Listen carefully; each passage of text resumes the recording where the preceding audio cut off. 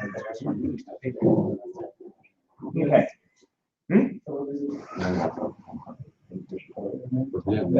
Are you?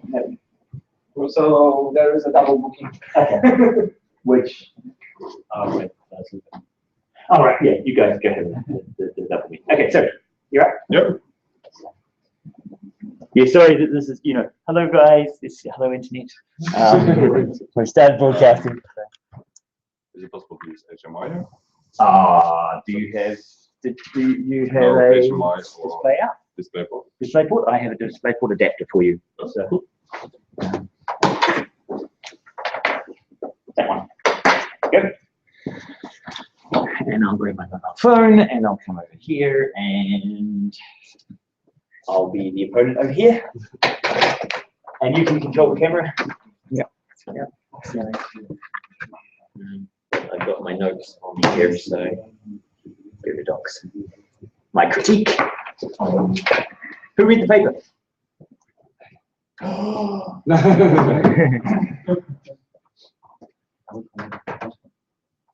Young Greg. Yes, geopolitics means games. It's an interesting. It's an interesting paper.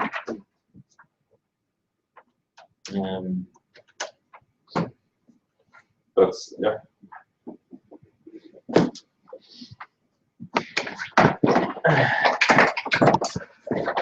Okay, so the paper today, the first paper. So we're actually going to do two because Yashka has a full day workshop thing today, so he was unable to make it unless we did it in the evening, and student person is fully booked this week because they've got Uka, something Uka, which sounds like week as far as I know. It's week in the week. Yeah, so we've got a week. Yes, it's a week. It's like a day. I have a week. I have a week. You have a week. Yeah, I had a week last week. I have a week next week. I'm not sure why this week is the week that is a week that's not a week. Okay. So yeah. So we'll do the first two today, which means I will be playing the part of Yashka today as the opponent, and then in the 25th you can no, you're going to pose his paper on the 25th. Yeah, so Martin. Oh, so you're not presenting his today? No. His will be presented on the 25th, and Martin will do the post then, and we'll do the all paper review of pre-published, and we'll show you the process of how you review a journal publication or a conference publication with an article that has been submitted but not actually passed. So you guys get to be appropriately critical of something that didn't actually get to the publication stage. Okay? So, but today we're going to talk. We're doing propaganda games. So propaganda. You can actually, when I was working through looking at papers, the propaganda stuff, any time you are trying to promote a message, you can consider this propaganda. Now, I remember my sister, when she was 11, she was given or 12, she was given a task at school to do a World War I propaganda poster. Okay? And so she did one that was pro-German, and the teacher wasn't happy and sent her back and told her to redo it. So my father went to her school and said, no, she fulfilled the requirements of making a propaganda poster.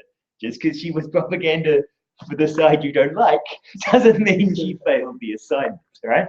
And that's the thing is often people call sort of stuff they don't like propaganda and stuff they do like information, right? So sometimes people say, oh no, this is just, I'm just giving you information. This isn't propaganda. I'm not got a hidden agenda. And it's interesting with this particular area. In the paper, you'll see a lot of discussion on, what Western culture is saying about the Arab world, right? And so they often talk about multiple layers of propaganda, right? And so some of it is kind of not necessarily in your face, rah, rah, rah, America is like, America, shit, yeah, well, fuckier. So I mean, it doesn't have to just be kind of that in your face. It can also be much more subtle around, you know, everything can be turned into money, for example. Could be subtle propaganda that capitalism is the way of thinking about everything. Right? So, but I will let young Gregor continue and present the paper, and then we can discuss. Okay, so. Yeah, I'm sort of getting sick, so I might cough a lot. Hopefully it's going well. Well, I sort of looked over a lot of papers, and finding a paper on this subject is really hard, as Martin probably noticed too. It's like, there's not a lot of good papers on this. And those that are there are sort of more on the part of essay, article, sort of, more than a straight up scientific paper. So this is also that. This is not a straight up scientific paper with methodologies and results and conclusions. It's more about talking about the subject, looking at it from a different angle, just going around it. So in this paper, I sort of first need to give you sort of a background on some of the subjects. And they're talking about games from a Syrian game company called Afkar Media, which, well, all of you probably know that there's a civil war going on in Syria, and their studio, nobody has heard from them since the war started, so they're probably not in business any longer. Might have shut down forever. But anyway, they made some titles, including End the Siege, if someone has heard about it, where you sort of play as a Palestinian during the sort of war between Palestine and Israel. Sort of go around shooting Israeli people. Got a lot of bad press. But they sort of tried to say that they only try to show the different side of the story. And that's sort of the theme for all of the games, that they're not trying to push their agenda like a propaganda game. It's more like they're just trying to show a different side. But then again, if anyone has seen the extra credit episode on propaganda, it talks a lot about if a game is sort of proposes propaganda that you support, like American Army, and you're American, you like it, no problem. But then if you see propaganda for something you don't like, even if it's not really propaganda, just showing stuff in a way you're not liking, you sort of start disliking the product immediately. That's sort of the problem with this game. And the other one there in the bottom is Road Blockbuster. I promise you, nobody has heard of it. It's a game where you sort of play as a Palestinian child trying to get through a security checkpoint without the use of violence. So it's actually kind of an innocent game in some way. But then again, this is the Middle Eastern game market. And like in my mobile presentation, I talked a lot about piracy, like it's approaching insane levels on mobile. But in the Middle East, it's flat out 90%. It's horrible. You can't really have a game market there at the moment. This is probably due to a lot of civil unrest and immature market. But then again, this is one of the only game studios trying to make a living, and they don't exist anymore. Yeah. So this paper focuses on a game called Quraish, which is an RTS game somewhat similar to Age of Empires. You can get a lot of the same feel into it. Also borrows a little from Rome Total War, if anyone has ever played that. But before I dive into this, I just want to show you the game intro and see how judgmental you all are about this game. And then I'm going to sort of try to convince you of the opposite. We have time for this, right, Simon? Yeah, you too much. Oh, I've got lights here.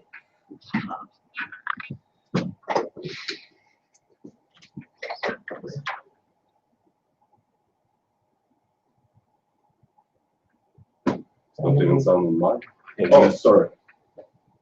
It's trying to push the sound to the device up there. Is it? Probably because of the interface. So, Apparently not. So, can you get your own speakers to work? yeah, I'm trying, but there's no sound. Well, you have stopped playing at this point, so there might not be sound. I'm playing Spotify. Okay. So that was sad. I can disconnect everything and just play it quickly.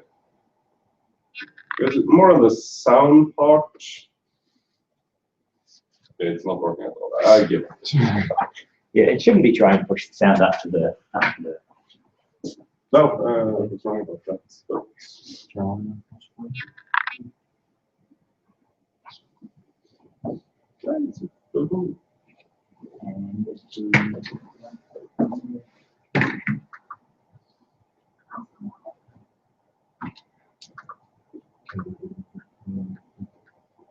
sound somewhere.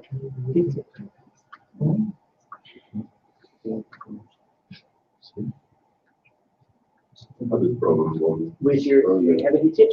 Does anyone have a headset? Oh yeah, it's on my best day. Yeah. So what you do is you plug it in and then unplug it. yeah, there's this problem has been before, so Yep. There you go. It just when you unplug it when it's sleeping, it doesn't notice that it's been unplugged, and so it doesn't reset the sound settings. So, oh, okay. Right. So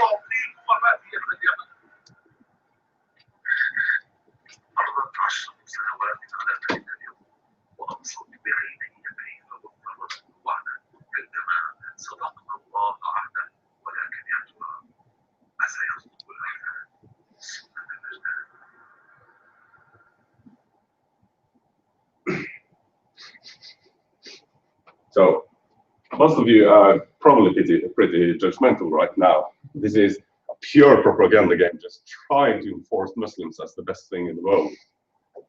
But then again, after reading this article and looking at the game, I haven't played it myself, but there is a lot of gameplay, and this paper really looks over it in a good fashion. So it doesn't.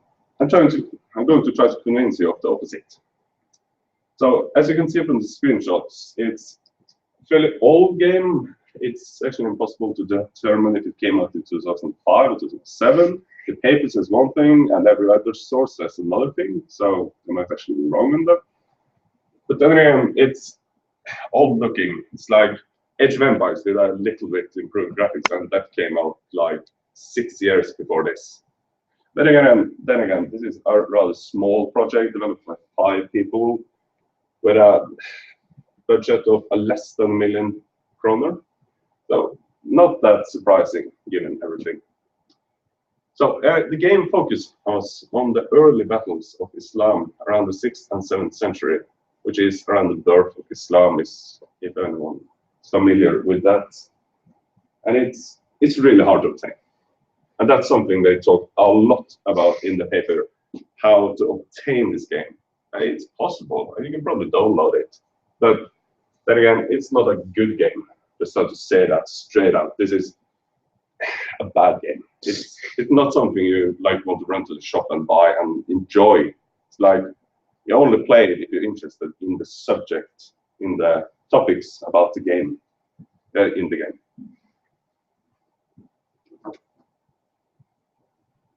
Yeah, and you can sort of call it Age of Empires ripoff, but that's a discussion for another time.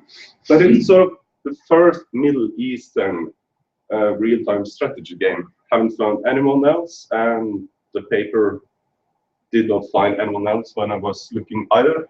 So it's sort of impressive in that sense. So the first time a new market is emerging with this particular. And in the game, there's a lot of, it's been slightly modified. Like, for example, if anyone has played Rome Total War, you have sort of unit morale, which if it goes too long, you just flee the battlefield. In this game, they have faith, your devotion to God. So it's a lot of, it's really focused on religion, and there's a lot of religious topics, but it sort of covers them in a nice way. I'm going to come back to why. Yeah, for example, in Civilization, you have the technology tree. And there you, for example, have writing, which is sort of just average technology, just pass through on your way to glory. In this game, sort of religion on the tech tree is sort of a magical ability, because then you can read the Quran. And this game has been somewhat in the news, and probably for the wrong reasons, because like most of it was Americans reporting on how horrible games the Middle Eastern game market was putting out. Maybe not that strange, given that some of the previous products was like how Palestine should win over Israel and stuff like that. So this game has propaganda, but they are upfront about it. They talk in the manual and in the game about it in a way that sort of shows you it. It's not hidden propaganda, like we talked about in extra credit. There might be some hidden propaganda in this game, but for the most part, it shows you up front, and it focuses more on being a somewhat accurate display of the events that unfolded back in the early days of Islam, rather than trying to convince you over to Islam and stuff like that. Tries to give you a fresh, new approach from the opposite side.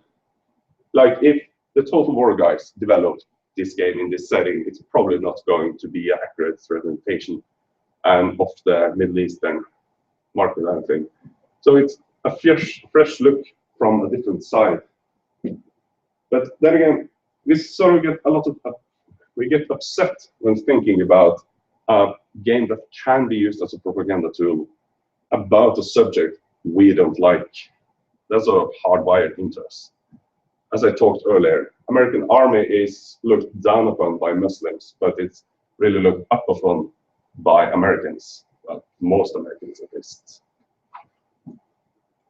Then again, there's a lot of hidden propaganda, as they talked about in the paper, in a lot of other games. You guys have probably played Command and Conquer Generals. It seems like a fair game, no propaganda there, right? Well, in the game, the main opponent is the PLA, People's Liberation Army.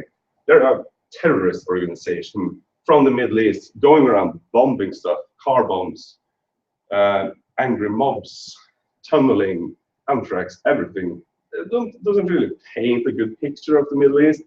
Like it's a haven for terrorists, and you just have to go in there with strong Americans and just defeat them.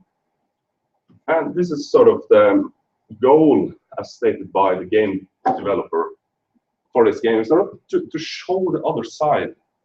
And that's the focus for all of their games. But there's a lot of people sort of look at Middle Eastern games and just try to find reasons to hate them, try to find reasons that they are propaganda tools rather than just to enjoy them for what they are. And that's a recurring theme. But then again, this was close to the only Middle Eastern game company I found, and I don't really think there's a lot of other game companies, at least not right now, in that area, because it's hard. Then again, this can be used as a propaganda tool, but then an organization or a group of people has to use it as a tool, probably like Martin is going to talk about in his paper too. Like, you can use it, but it's optional. That was not the intent of the game company to publish this as a propaganda tool. Try to just show as accurately Islamic history and how it worked, regardless of all this superstition and heresy and mentions. I think you can also point to Donald Trump as being used as a propaganda tool by Islamic State to get people to join them, because he's so crazy that he's quite a good advert for why you should hate the West for a lot of Muslims. So he doesn't intend to be a propaganda tool, but he is a tool. Yep, it's a good example. So the paper had any Here, read it from start to finish. Go, I pity you. Stop. It's a really challenging in regards to a lot of hard to understand words without explanation. Especially for me, I don't know if it was just pure unluck or something, but there's a lot of challenging words in this paper. So my normal approach when reading a paper is just to read over them and try to get in context. But when I'm trying to learn about the paper, I sort of have to look up everything. Like, who really understands what this statement says?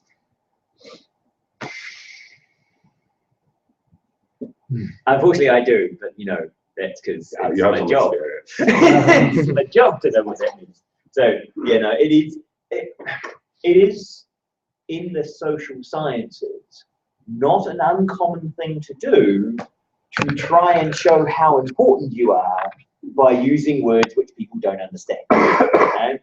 And especially, yeah, so you'll see this in English language papers. With English speakers, they'll occasionally throw Latin in to try and show how clever they are, right? Which is only there to try and show how clever they are. It's not there because it's actually useful for communication. So autonomous statements about society challenging both endogenous orthodoxy and exogenous Orientalism. So yes, so I will use endogenous and exogenous, but not very often. They are mostly used in specific contexts like this. So yeah, they are. I agree. It is not the most straightforward and easy to read scientific kind of paper. And the language, you guys have been learning the language of science for a bunch of your work and a bunch of reading stuff online. Not necessarily the words of social scientists and kind of psychology. So this is, yeah, there are some of the words in there that were a bit of a stretch. Orientalism is also, yeah, it's usually not used by the West very much because we don't think we're doing that. But it's more, you know, the Orient thinks we are doing that to them. So it's, yeah, it's like men who don't think they're being sexist, right?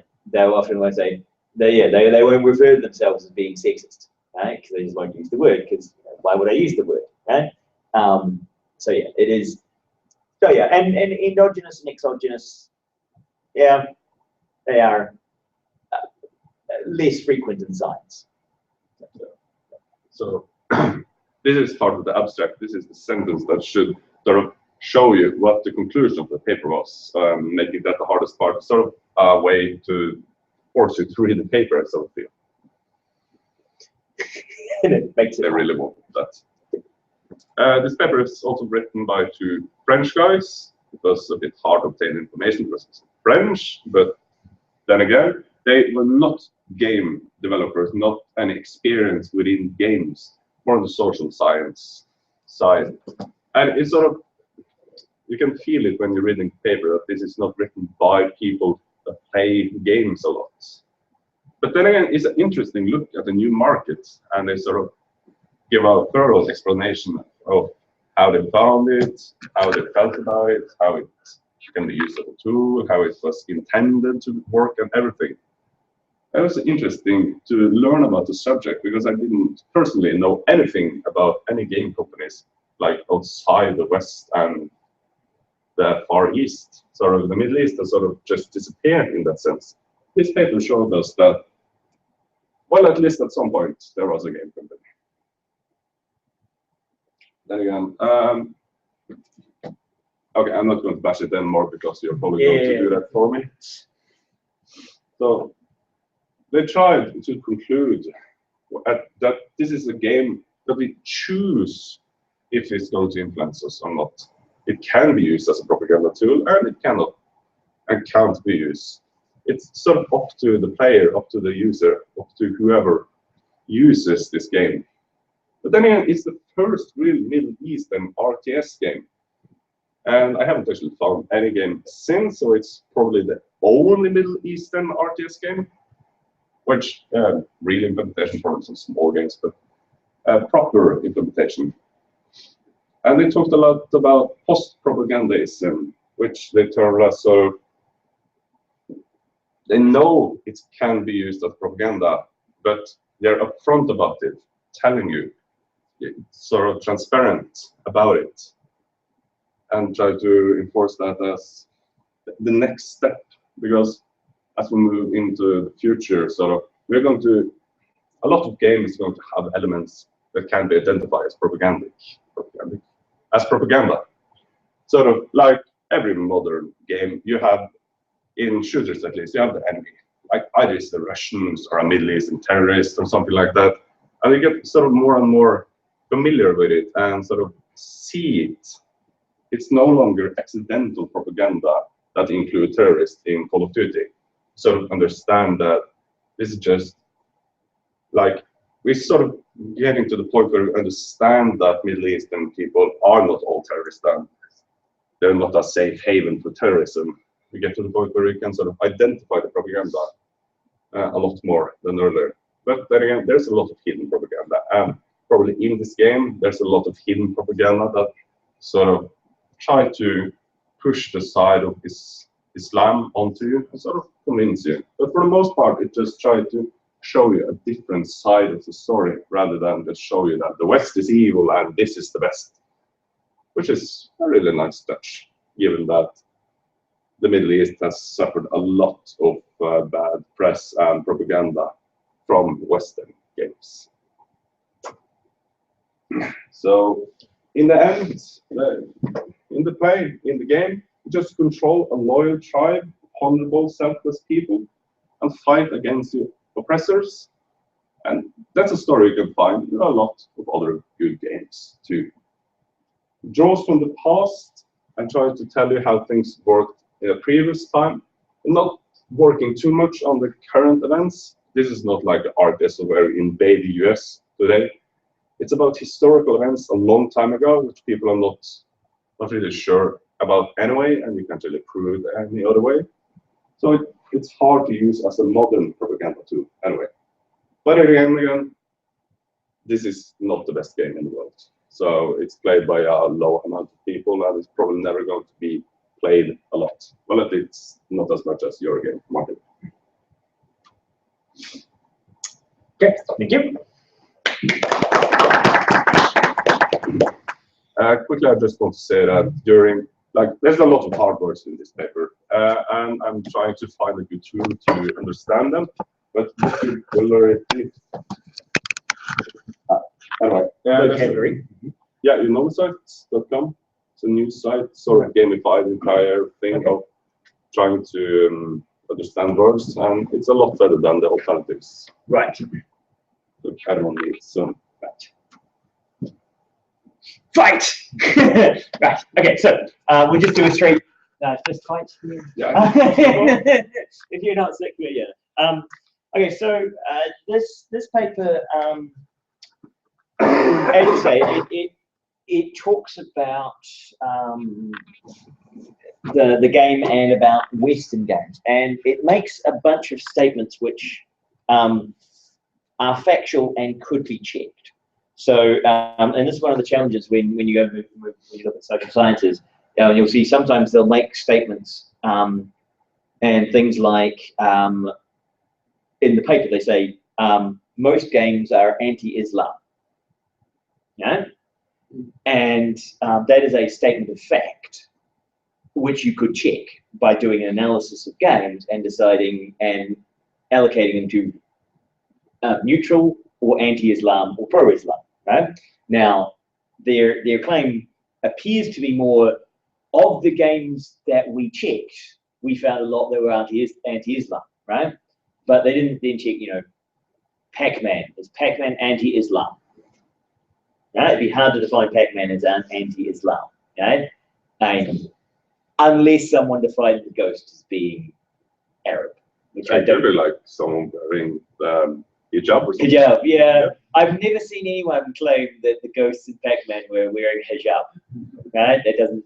It's not been something you claim. And Tetris, for example, is not again an anti-Islamic game as far as I can tell.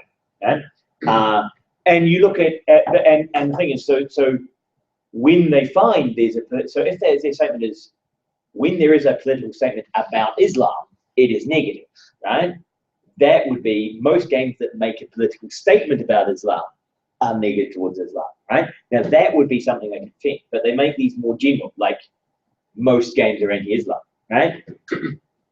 And I would want to see numbers, right? I'd want to say, we analyzed 20 games that made a political statement about Islam and all 20 were negative towards Islam, right?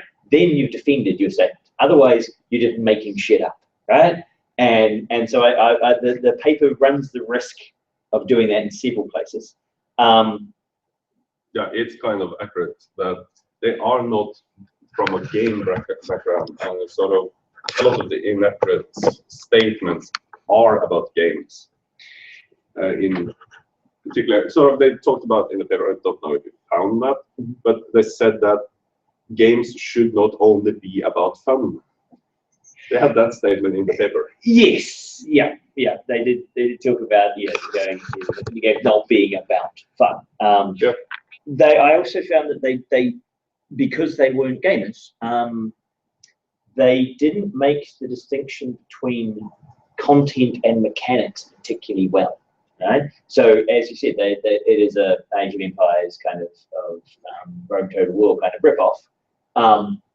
They didn't really talk about how people play the mechanics of a game rather than the content of a game, right?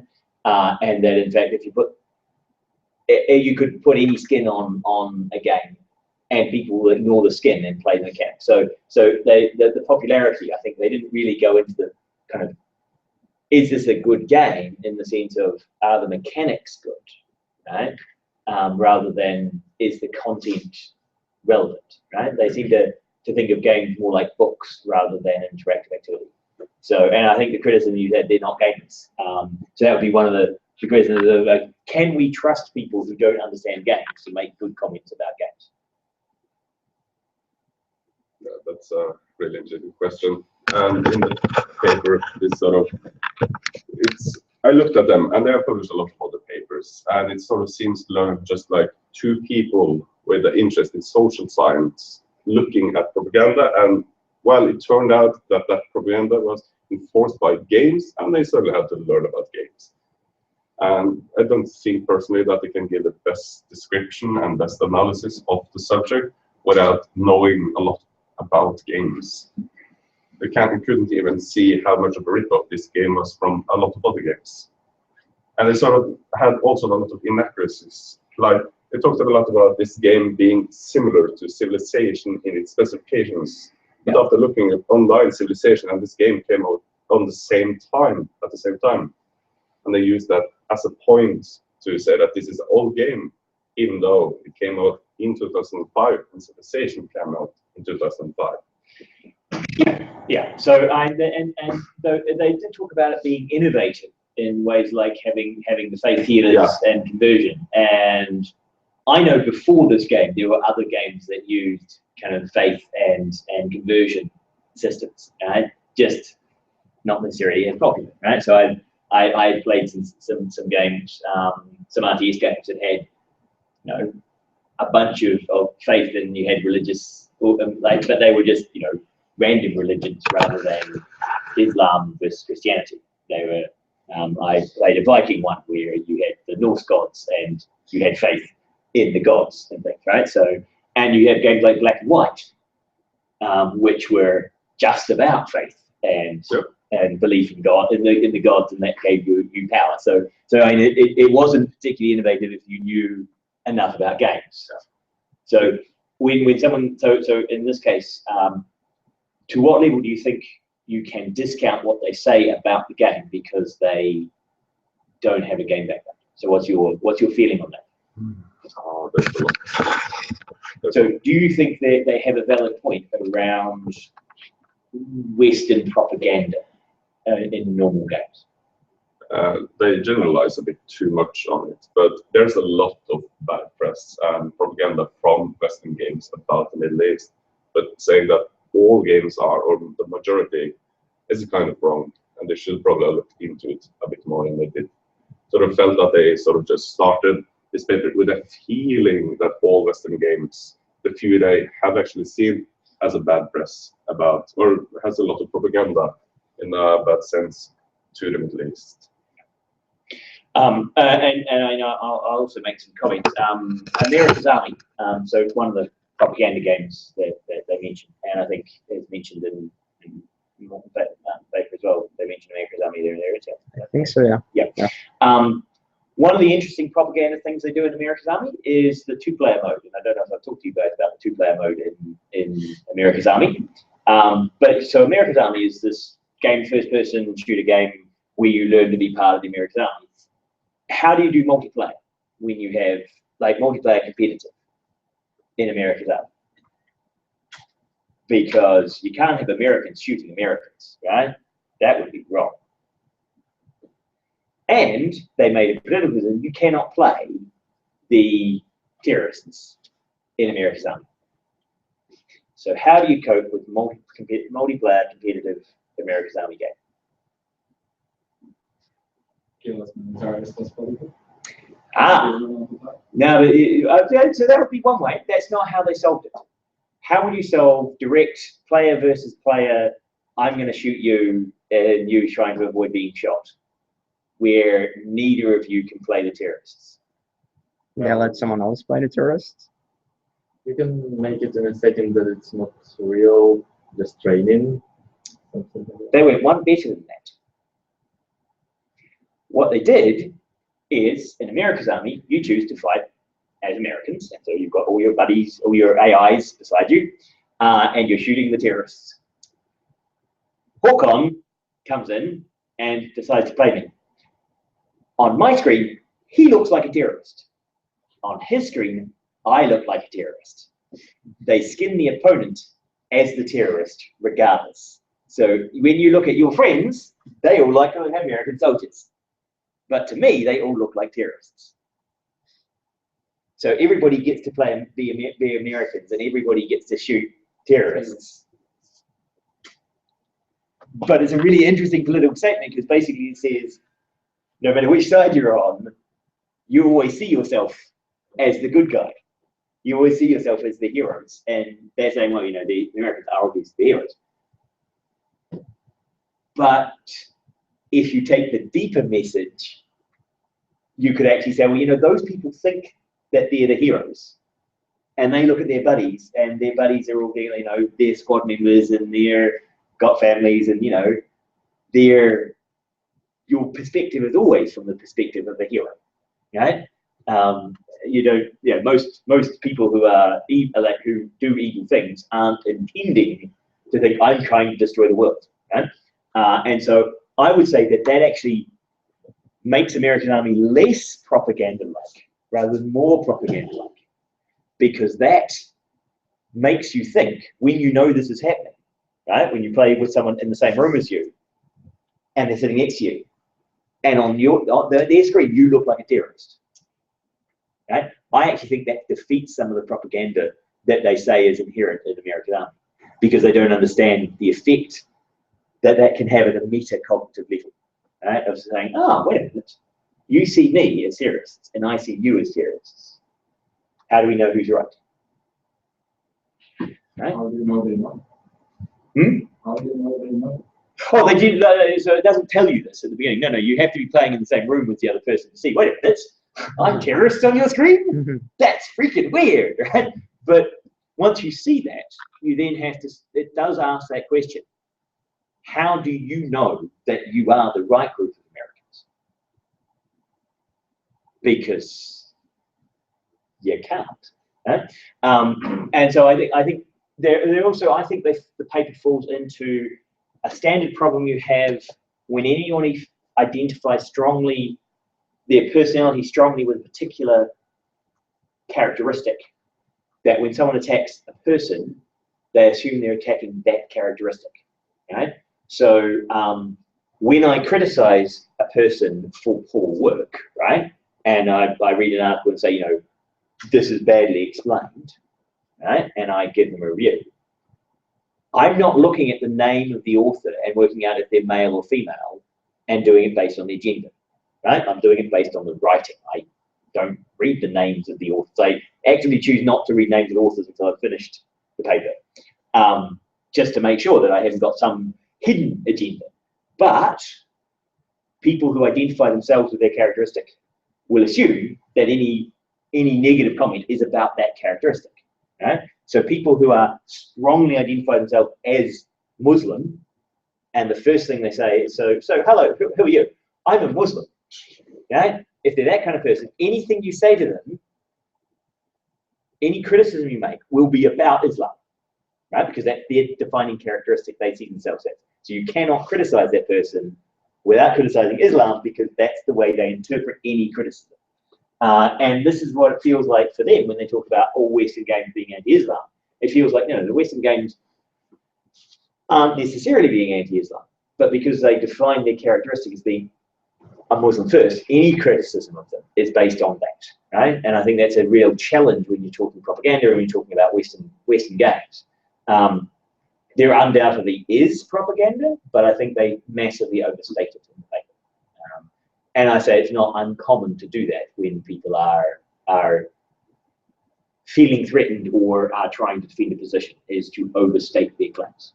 Yeah? And I'm disappointed that they didn't have more numbers to back up their strong claims about the majority of Western games and things like that, right? If you guys ever say most of something, I want to see some numbers, right? Because if it's a fact, you should be able to back it up by actually numbers. And if you can't, then it's just your opinion. Okay, so comments about the paper from other people? I'm sorry I put it up very, very late because I just realized I hadn't put it up. So why do people embrace easily a propaganda game that is set up on events that happened in the past compared to propaganda games that are concentrated focused on current situations? Are both equally sensitive to people who play? So what are your thoughts on the historical aspect of it? Because they did talk about that. It's a long time ago, and it's sort of different to talk about current events because, there's a lot of people have a lot of strong opinions about that. But the past is sort of, you have a more easy approach to it. It's more like it can't really hurt you. That's a feeling I feel that a lot of players have when playing all games, because nobody really knows what happens. So if you try to enforce either way, it doesn't really matter. But in contrast to talking about modern games, like showing that the Americans are not responsible for anything bad, you know instinctively, or you know at least at once that that is wrong. But then again, if it talks about an older game or like an older subject, like the Roman era, trying to enforce that Rome was a good nation, like every game actually does, sort of says that Rome is a good nation. It doesn't really matter. The Roman civilization is gone. You can't really try to say that they're good, that suddenly the Romans are taking over the world. That's not going to happen. That civilization is dead. It doesn't really matter if you sort of side with the civilizations in the Far East at that time, or side with Rome, or side with Gauls. It doesn't really matter. All of them are gone. So trying to enforce propaganda on either of them doesn't really matter in the long run. So, so you think that the paper's point on saying